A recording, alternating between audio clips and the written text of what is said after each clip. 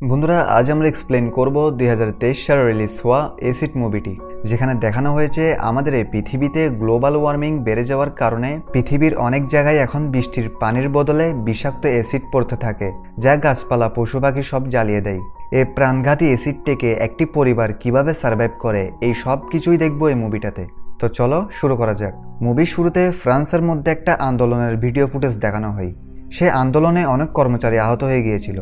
ফ্যাক্টরির বাকি কর্মচারীরা নিজেদের অধিকারের জন্য ফ্যাক্টরির মালিকের কাছে আসে। ফ্যাক্টরির মালিক তাদের কোনো কথা শুনে না। এতে তাদের মধ্যে অনেক হাতাহাতি হয়। পুলিশদের সাথেও তাদের হাতাহাতি হয়। এই লোকটার নাম মাইকেল। মাইকেলের গার্লফ্রেন্ড সেখানে হাতাহাতির মধ্যে আহত হয়েছিল, তাই সে এর আগে একটা পুলিশের উপর আক্রমণ করে।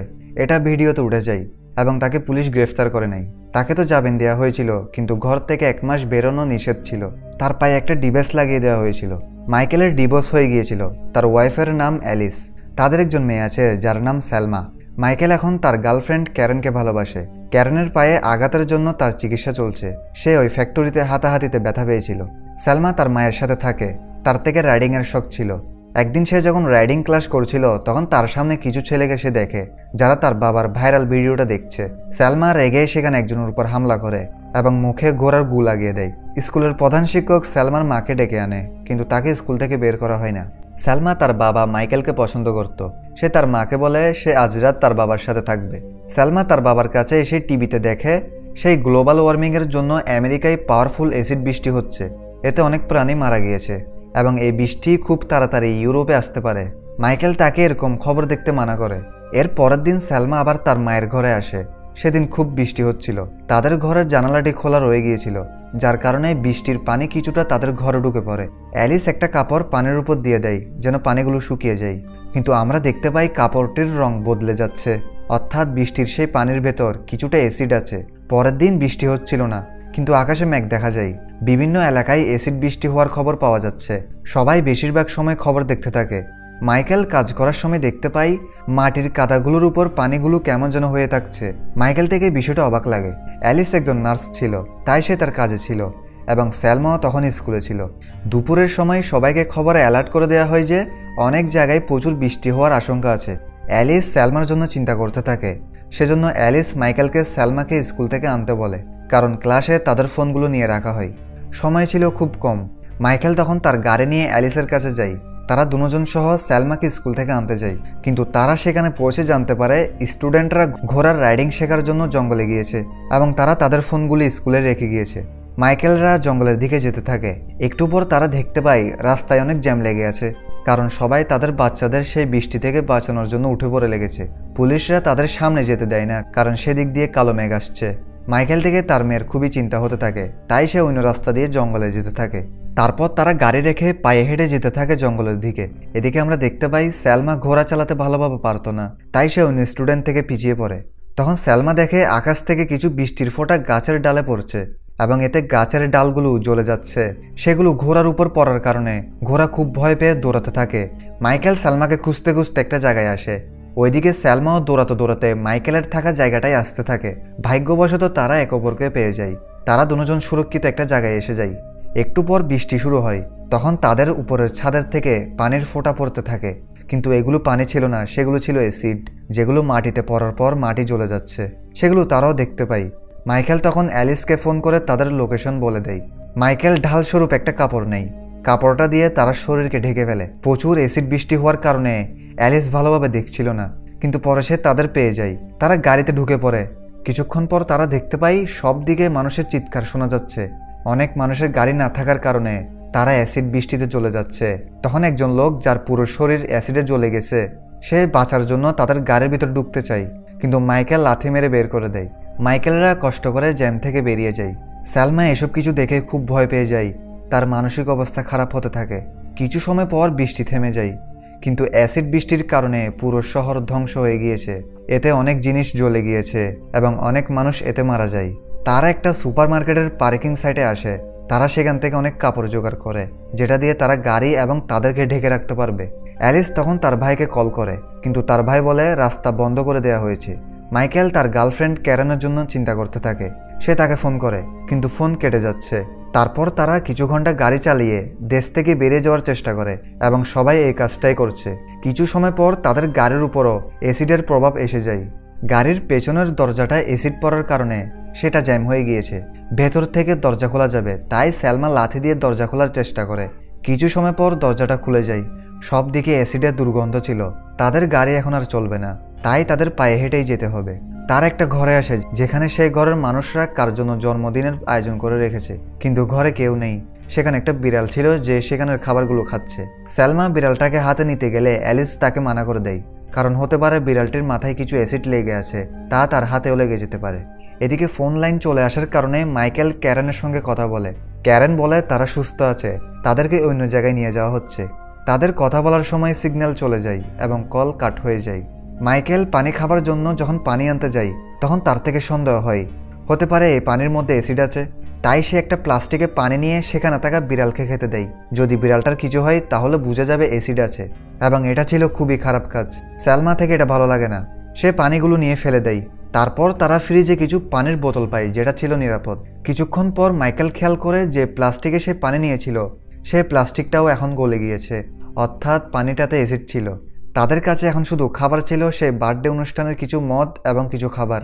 রাতে তারা ঘুমানোর সময় ছাদ থেকে টপ টপ করে পানি পড়ার আওয়াজ শুনতে পায়, যেটা ছিল অ্যাসিড। সেজন্য সেলমা সেই বিড়ালটাকে খুঁজতে থাকে। তখন সে রক্ত দেখে।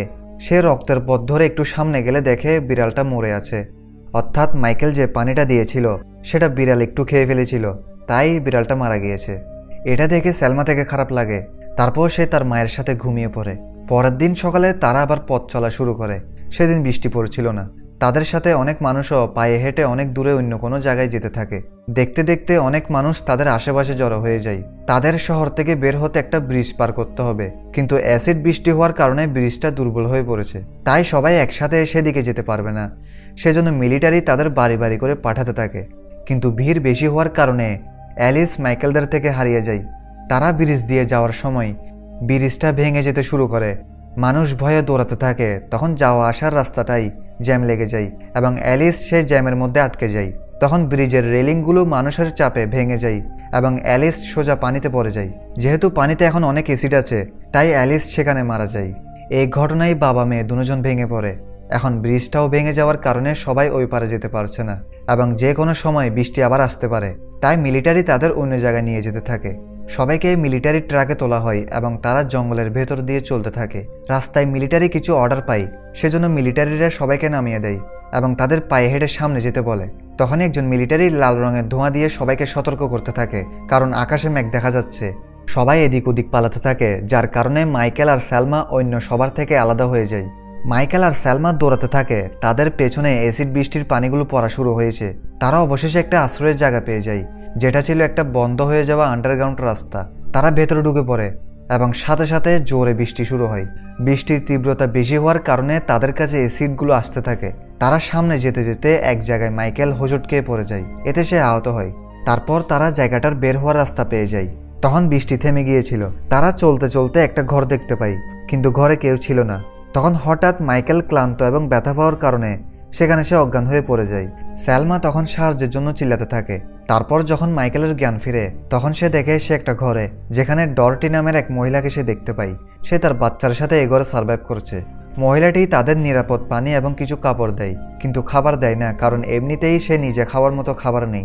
সেলমা তাদের ঘরটা ঘুরে দেখে। সে দেখে তাদের ঘরের ছাদ এখন দুর্বল হয়ে পড়েছে এবং যে কোনো সময় তাদের ঘরটি ভেঙে পড়তে পারে। সেলমা সেখানে একটা মেশিন দেখছিল। তখন ডরটি বলে এটা তার ছেলের চিকিৎসার জন্য রাখা হয়েছে, কারণ তার ছেলের কিডনি নষ্ট হয়ে গিয়েছে। তখন ডরটি মাইকেলকে বলে এই মেশিনটা তাদের ঘরের বেসমেন্টে নিয়ে যাওয়ার জন্য সাহায্য করতে। মাইকেল সাহায্য করে। ডরটিকে সাহায্য করার জন্য সে মাইকেলকে ধন্যবাদ জানায় এবং তাদের কিছু খাবার দেয় এবং বলে তারা চাইলে কিছুদিন এখানে থাকতে পারে। কিন্তু মাইকেল জানে ঝড়ের কারণে যে কোনো সময় ঘরটা ভেঙে পড়তে পারে, এতে সবার প্রাণের ঝুঁকি আছে। সে একটা কোরাল নিয়ে পাশে থাকা একটা বাড়িতে ঢোকার চেষ্টা করে, কিন্তু তখন বৃষ্টি শুরু হতে থাকে, সেজন্য সে আবার ফিরে আসে। তখন ভীষণ তুফান শুরু হয়েছিল। তুফানটার কারণে আশেপাশের সব বাড়িঘর ভেঙে পড়তে থাকে এবং কিছুক্ষণের মধ্যে তাদের বাড়িটাও ভেঙে পড়বে। মহিলাটি জানতো যে তাদের এই ঘরটি ভেঙে পড়তে পারে, সেজন্য সে ঘরের বেসমেন্টে তার বাচ্চার সাথে ঘুমিয়ে পড়ে এবং তাদের মৃত্যুর জন্য অপেক্ষা করে। মাইকেল গ্যারেজে ঘুমানোর কথা ভাবে। কিছুক্ষণের মধ্যে ঘরটির সবকিছু গলে যেতে থাকে। ঘর ভাঙার আওয়াজটা শুনে মাইকেল তাদের বাঁচানোর জন্য যায়, কিন্তু ডরথি ঘরের দরজা ইচ্ছে করে বন্ধ করে দেয়। তখন মাইকেল তার মেয়েকে টেনে ঘর থেকে বের করে আনে, কারণ ঘরের ছাদটি ভেঙে যাওয়ার কারণে ভিতরে পানি ঢুকছে। তারা গাড়ি করে সেখান থেকে বেরিয়ে পড়ে। ঘন অন্ধকারে তাদের আলো ছিল শুধু গাড়ির লাইটটা, কিন্তু অ্যাসিডের প্রভাবে গাড়ির কম্পিউটারটায় সিস্টেম খারাপ হওয়ার অ্যালার্ট দিতে থাকে। গাড়ি বন্ধ হয়ে যায়। মাইকেল গাড়ি স্টার্ট করার জন্য চেষ্টা করে, তখন আবার গাড়ি স্টার্ট হয় এবং তারা উল্টো পাল্টা রাস্তা দিয়ে চলতে থাকে, কারণ গাড়িটির কম্পিউটারটি খারাপ হয়ে গিয়েছে। তার একটা খোলা জায়গায় এসে পড়ে যেখানে প্রচুর অ্যাসিড বৃষ্টি হয়েছিল। সে বুঝতে পারে সে রাস্তা হারিয়ে ফেলেছে। এই নিয়ে বাবা মেয়ের মধ্যে কথা কাটাকাটি হয়। সে যখন সেখান দিয়ে হাঁটছিল তখন সে বুঝতে পারে তার জুতাগুলো জ্বলছে। সে গাড়িতে ফিরে আসে, কিন্তু সেখানে সেলমা ছিল না। সে রাগ করে সেখান থেকে পালিয়ে গিয়েছে। দেখা যায় সে অ্যাসিডগুলোর ভয়ে এদিক ওদিক দৌড়াতে থাকে। সে একটা ট্র্যাক্টর দেখতে পায়। সে সেটার উপর উঠে পড়ে, কিন্তু ট্র্যাক্টরটা মাটিতে ডেবে যেতে শুরু করে। এদিকে মাইকেল চিন্তিত হয়ে সেলমাকে খুঁজতে থাকে। তার গাড়িটা ধীরে ধীরে কাদায় আটকে যায়, সেজন্য মাইকেলের থেকে পায়ে হেঁটেই চলতে হয়। একটু পর মাইকেল সেলমাকে পেয়ে যায়। মাইকেল সেলমাকে কাঁধে উঠিয়ে গাড়িতে নিয়ে যেতে শুরু করে, কিন্তু দেখা যায় মাইকেলের পায়ে অ্যাসিড লাগার কারণে তার পা জ্বলে যাচ্ছে। মাইকেল সেখানে অজ্ঞান হয়ে পড়ে। পরের দিন সকালে মিলিটারি তাদের খুঁজে পায় এবং তাদেরকে ক্যাম্পে নিয়ে আসে, যেখানে মাইকেলের চিকিৎসা হচ্ছিল। তার দুনো পা কেটে ফেলা হয়েছে। সেলমা কিছু মানুষকে তার আত্মীয় স্বজনদের কথা জিজ্ঞেস করে, কিন্তু লোকটি বলে তাদের মধ্যে কেউ বেঁচে নেই। সেলমা হতাশ হয়ে তার বাবার কাছে ফিরে আসে এবং মুভিটা এখানেই শেষ হয়।